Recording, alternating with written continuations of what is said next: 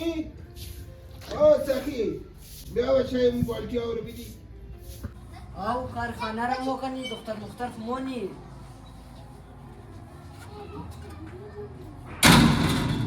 موکنی فقط مو دختر اینجا او یک بالتیه دیگه تسکار میشه جوان بچه‌های بیایید همون یک بالتی ها بیدی خودت بگیر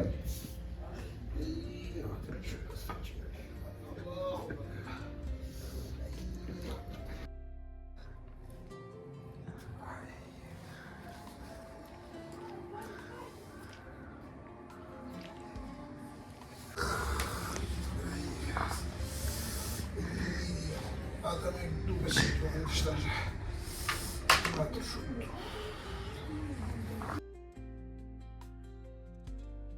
چی بچه ما کیخ بگرله؟ بابا یهودی وای از دکتر وای کوی کو دیگه خورم کوی کو بیا له عمران بگری رله کی بچه بیا بله کیخ کم بالام بنداز بیا اله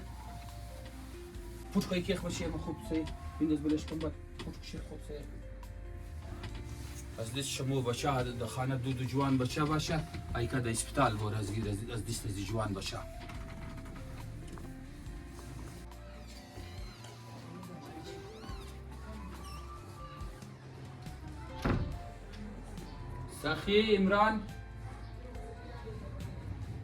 سخی عمران وای نینج بچه امی انسانی دسته بچه ما خودون شم بگین ماشاءالله دو جوان بچه ای که شمون دکتر چیز گفت یار یک هفته یک در اسپیتال از گرنگ بال کده اون دکتر فسی ما شورج نخره از باری شمو یک قطره احساس کنین حالا اگر خدا مور دختر نداده خواست پروردگار بوده که نداده شمو کده که کاری خانه نمونین مو دختر است کاری خانه کنی بارها زندگی مو توخشی رنگای د زیا گفته خانه زندگی د چی حال است از باری شمو یا کاری خانه را آدم مونه ای بخش انسان که است یک عبادت است کاری خانه کدو دختر بچه نمیخواه کدای که خو اگر خوارم انسان داشته باشه که کوشش مونه کاری خانه مدد کنه زادی سیاست استغانشی اثری مرد کده کمزور است او گار مشه خدا نخسته نمیتر که استو شده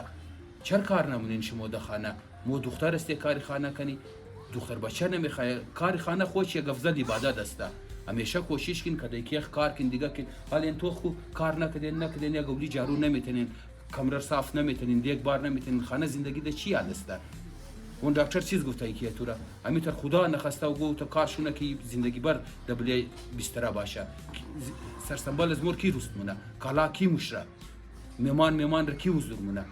همیشه وقت کدی که خو کاری خانه سم برابر کار کنین کچی ماشاءالله دو جوان بچه د خانه ای که شمون دکتر گرنگ بال کده اون کمرش اگر خدا نستمی دیسک کمر میشد بود کمر خوگار کده شکر خدا که دیسک نشده علی از بعد همیشه کدی که خو مدد کنین کاری خانه رو پیش ببرین خدا هم خوش میشه انسان هم خوش میشه مادر پدر که خوش بود خداوند خوش از انسان همیشه وقت د ذهن خو بگیرین که مو اگر دختر نیستیم ال خدا مور خوار نداده شموره مطلب کاری خانه رو کد نیستیم بچه می افضل عبادت است خوب ما مورم پیش ریه کم که خیالش بدین خود وقتی نوگو او ما خواستت بزاو بیدین شد خوب